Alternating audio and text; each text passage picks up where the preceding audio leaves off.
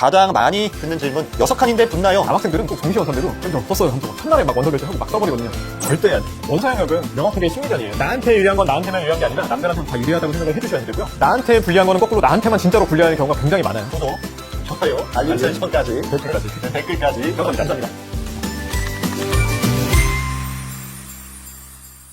여러분 반갑습니다. 가장 쉽고 명확한 GT버스 입시. 예, 저는 이투스에서 과학을 가르치고 있는 이승후입니다. 이번에도 입시 전문가 학부모님들의 등대지기 강태혁 선생님 모셨습니다. 네, 안녕하세요. 반갑습니다. 등대지기 강태혁입니다. 네, 얼마 전에 수능 성적표가 나왔습니다. 일단 수능 시험 보신 여러분 정말 고생 많이 하셨다라는 말씀 드리고 싶고요. 네, 이번 시간은 우리 강태혁 선생님께서 수능 원서 접수에서 정말 꿀팁을 모아서 이제 여러분한테 전달을 해 주시려고 왔습니다. 정말 많은 거 준비하셨다라고 들었는데요. 어떤 거 준비하셨나요? 우리가 국수 영탐 4개의 영역만 있는 게 아니죠. 원서 영역이란 영역이 사실은 하나 더 숨겨져 있습니다. 그래서 우리가 이 원서 영역에서 마지막까지 승리하기 위해서 어떤 것들이 중요한 것인지 그 핵심을 좀 짚어보는 시간 갖도록 하겠습니다. 네, 이번 시간 챕터를 나눠서 설명을 해드리도록 하겠습니다. 네, 첫 번째 챕터 칸수와 등수, 흐름을 잇는 자가 승리한다. 네, 우리 선생님 정시상담 때 가장 많이 듣는 질문 6칸인데 붙나요? 이런 말을 많이 들었습니다. 이때 칸이 무엇인지 우리 학부모님들과 학생들한테 좀 설명을 해주시죠. 제가 매년 정시 원서 영역을 상담을 하다 보면은 밑도 끝도 없이 쌤 5칸인데 붙어요? 뭐 6칸인데 붙어요? 이런 질문을 엄청 많이 듣습니다. 그때마다 제 대답은 일단 몰라요인데요. 이게 어떤 내용인지에 대해서 설명드리기 전에 칸수부터 한번 좀 설명을 드리도록 할게요. 우리가 학생들이 정시 예측 서비스라고 하죠. 정시 예측 온라인 서비스인데 제이모 학사라고 하는 프로그램 선생님 들어보셨죠? 진땡 학사라고. 예. 알고 어딘지 있습니다. 저는 모르겠는데 네.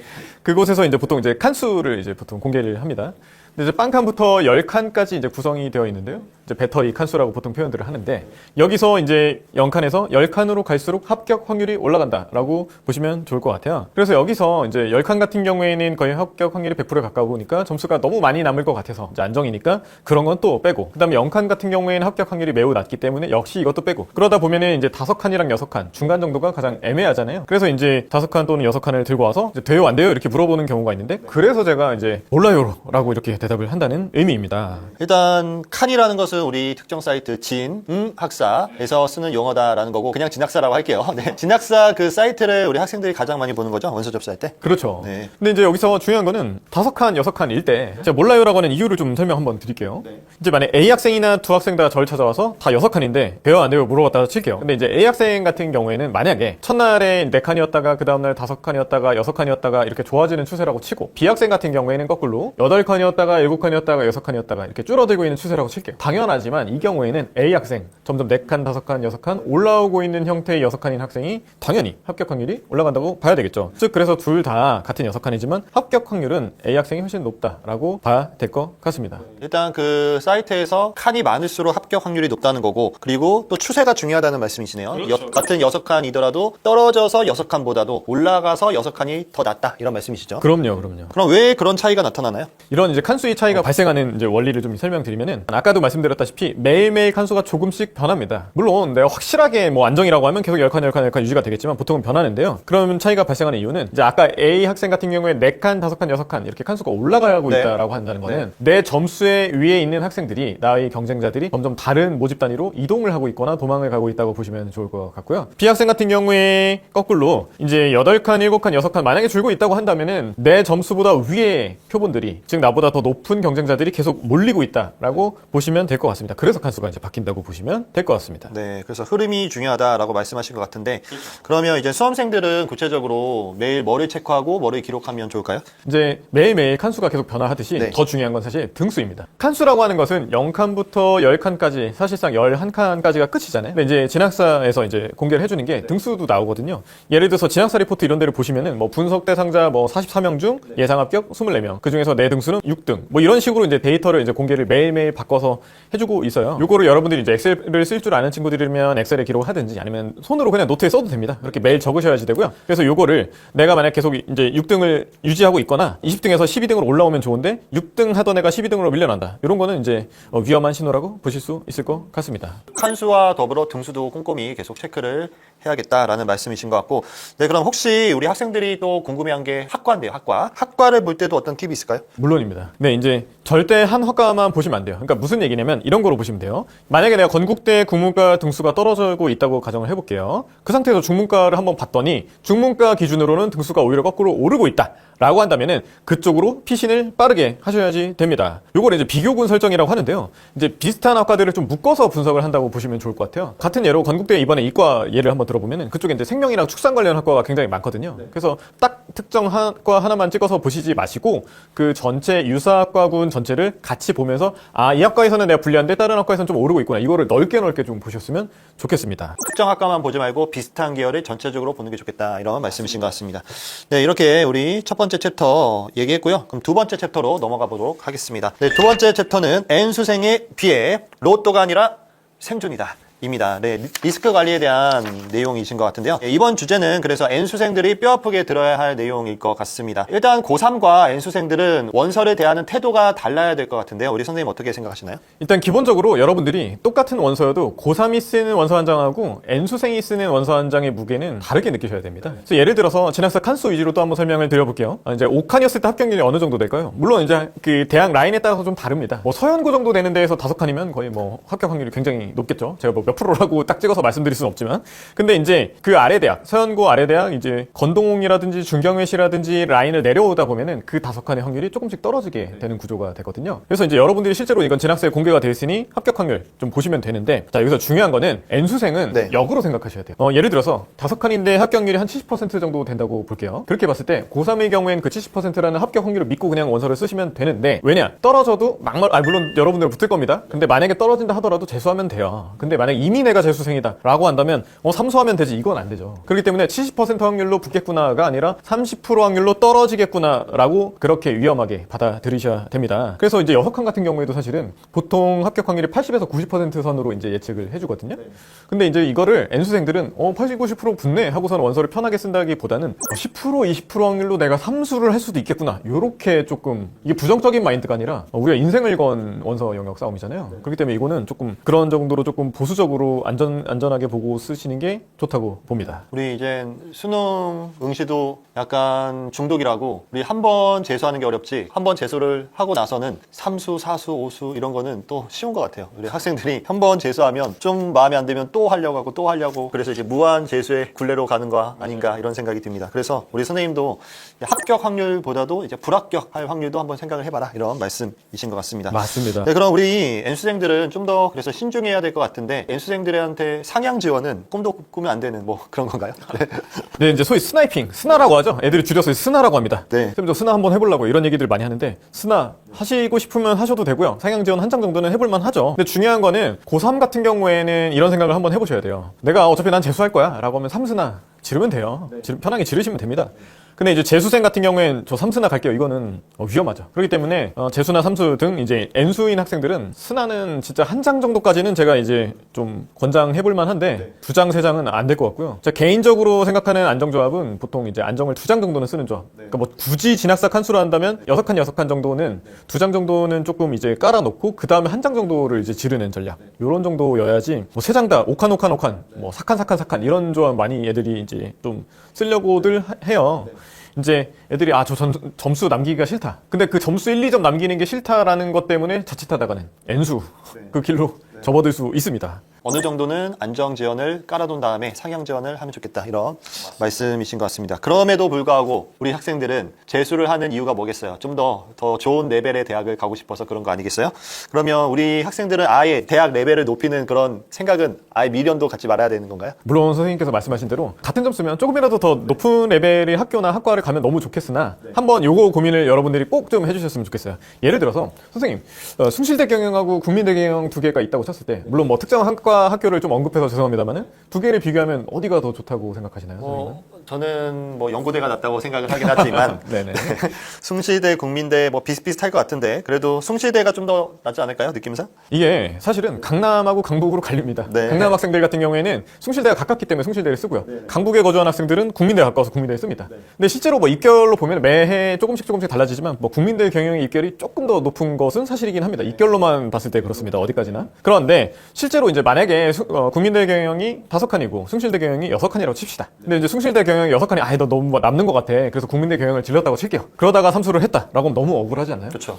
그러니까 무슨 얘기냐면 아까도 선생님께서 연고대 언급을 하셨는데 그래요. 연고대 정도쯤 돼서 확실하게 내가 라인이 바뀐다라고 하면 뭐 원 없이 질러보겠는데 한 끗 차이 때문에 인생을 건 도박을 과연 해야 되는가? 요거는 여러분들 스스로 반드시 고민을 하고 스나를 하시는 게 맞다입니다. 그래서 선생님께서 말씀해 주신 것은 비슷한 라인의 대학이면 그 상향보다도 안정이 좀 더 나을 것 같다 이런 맞아요. 말씀이신 바로 거죠? 그게 핵심입니다. 네, 알겠습니다. 네, 이렇게 우리 두 번째 챕터는 마치도록 하고요. 이제 세 번째 챕터로 가도록 하겠습니다. 네, 세 번째 챕터 경쟁률 그래프 기울기의 비밀이 있다. 네, 원서 접수 기간만 되면 이제 우리 학생들 실시간 경쟁률 보느라 되게 피가 마르고 힘들어 하십니다. 우리 경쟁률 어떤 것을 중심으로 보는 게 좋을까요? 이 경쟁률도 핵심만 간결하게 답붙어드리면 칸수랑 똑같습니다. 무슨 얘기냐면 같은 6칸이 아니라고 말씀을 드렸었잖아요. 네네. 경쟁률도 역시 마찬가지입니다. 네. 저희가 뭐 이제 17대1 싸움 뭐 이런 거 얘기하잖아요. 똑같이 17대1이라고 하더라도 만약 A 학생도 17대1이고 B 학생도 17대1이다라고 해도 똑같은 17대1이 아닙니다. 이게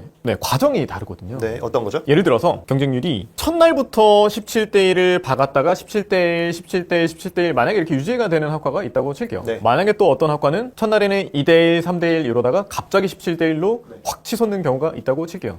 이 두 개는 같은 17대1이라고 볼 수는 없을 것 같습니다. 예를 들어서 처음부터 17대1인데 쭉 유지가 된다는 것은 처음에 자신있게 여기 이 학과는 내가 붙을 거야 라고 안심하고 안정으로 까는 학생들이 17대1로 들어왔는데 이걸 보고 두려운 나머지 다른 학생들이 안 들어오고 있는 추세라고 보아야 될 것 같고요. 두 번째로 아까 말씀드린 대로 계속 올라오고 있는 형태의 17대1이라고 했을 경우에는 첫날에 여기 경쟁률 낮네 나도 한번 질러보지 뭐 이러면서 사람들이 몰리는 추세이기 때문에 이 추세가 굉장히 중요하다. 그래서 같은 숫자만 딱 보고 똑같은 거 아니야? 이거는 위험하다 라는 이야기를 꼭 좀 드리고 싶습니다. 그러면 이제 일찍 들어온 놈이 센 놈이다. 뭐 이건 거야? 그렇죠. 그래서 첫날에 들어오는 첫날에 원서를 쓰는 학생들의 심리를 좀 파악을 하셔야지 돼요. 첫날에 당당하게 정시 원서를 쓸 수 있는 학생들은 안정으로 이 학교 이 학과를 쓸 수 있는 학생들, 즉 점수가 많이 남는 친구들이겠죠. 그래서 얘네들 첫날에 원서를 쓰는 친구하고 마지막 날 마감 직전에 원서를 듣는 애하고 똑같은 원서 한 장이라고 볼 수 없고요. 첫날에 쓴 원서 한 장이 그 농도가 훨씬 더 강하다고 보셔야지 될 것 같습니다. 네, 그러면 원서 접수를 할 때 우리가 이제 비교해야 할 대상이 있으면 어떤 게 있을까요?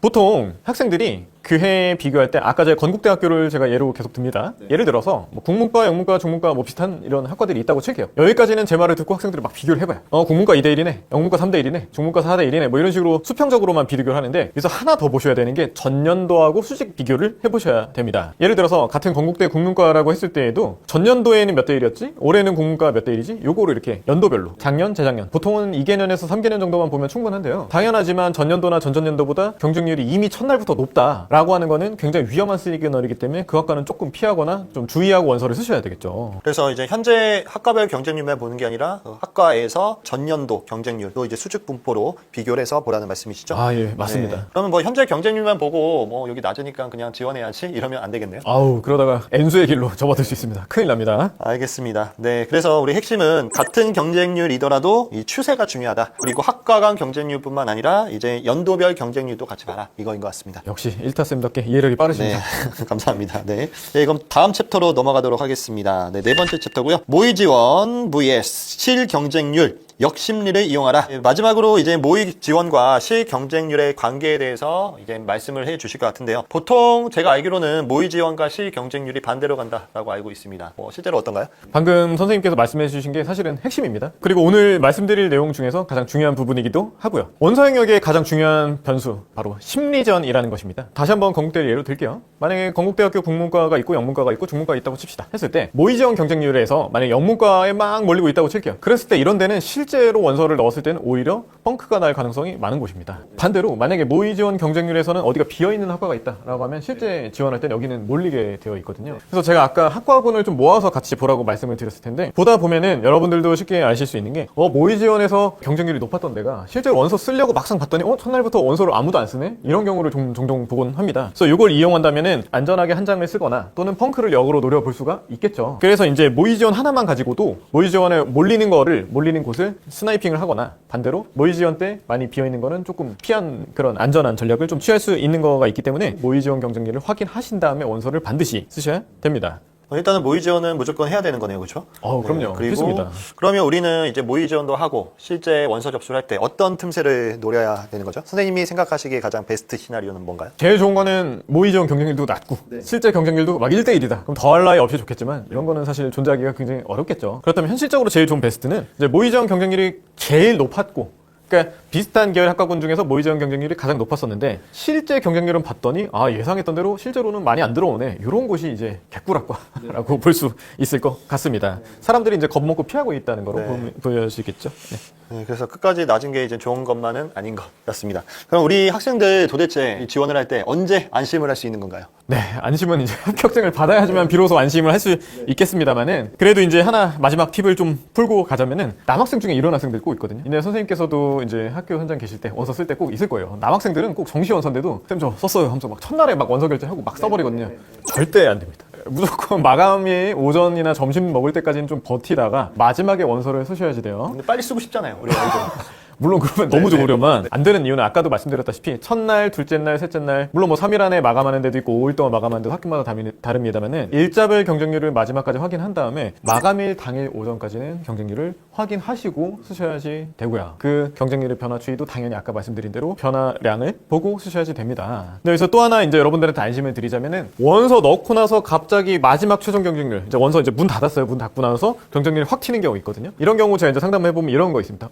쌤 오전까지 마감일 오전까지 3.7대1밖에 안 돼서 믿고 썼는데 쓰고 났더니 8대1, 9대1 뛰었어요. 이런 경우 되게 많거든요. 근데 안심하셔도 되는 게 마감일 오전까지 원서를 넣지 않은 학생들은 허수일 확률이 굉장히 높습니다. 네. 그래서 그 시기가 지나고 난 다음에 원서를 넣는 친구들은 점수가 높지 않을 거기 때문에 막말로 3.7대1이었는데 갑자기 8대1이 됐다라고 하더라도 그때 막판에 원서 넣는 애들은 솔직히 높겠습니까? 얘네들이 점수가 낮겠죠. 그렇기 때문에 얘네한테 내가 질 정도면 냉정하게 말해서 현실을 받아들이고 그래 얘네한테 질 정도면 내가 더 허수였구나 받아들이고 후회는 적어도 남기지 않을 거기 때문에 그거는 안심하셔도 좋을 것 같습니다. 어쨌든 마지막에 원서를 넣는 학생들은 자신 있어서 이제 마지막에 넣는 건 아닐 가능성이 높다. 그럼요. 라는 말씀이신 것 같습니다. 맞습니다. 네, 마감일 오전 경쟁률이 확실한 기준일 것 같습니다. 네, 그러면 우리 태혁쌤이 이번에 챕터를 나눠서 많은 거를 가르쳐 주신 것 같습니다. 네, 우리 선생님이 말씀을 해주신 뭐 원서 접수에 이런 꿀팁 여러분 많이 참고를 해주셨으면 좋겠고 그래서 이런 꿀팁을 바탕으로 여러분 이번에는 꼭 원서 접수 성공하시고 꼭 여러분 원하는 대학 가셨으면 좋겠습니다. 네, 우리 선생님 정말 감사드리고요. 마지막으로 우리 학생들한테 한마디 해주신다면요?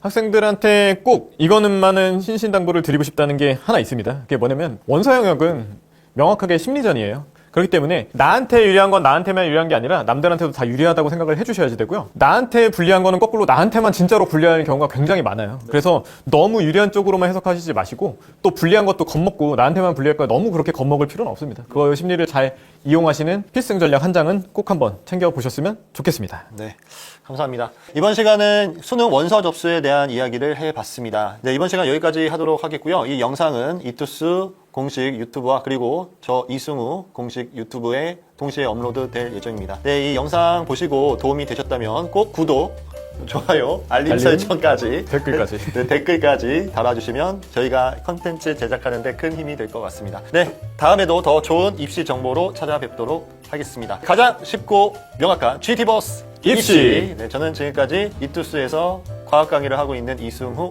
입시의 등대지기 강태혁이었습니다. 감사합니다. 감사합니다.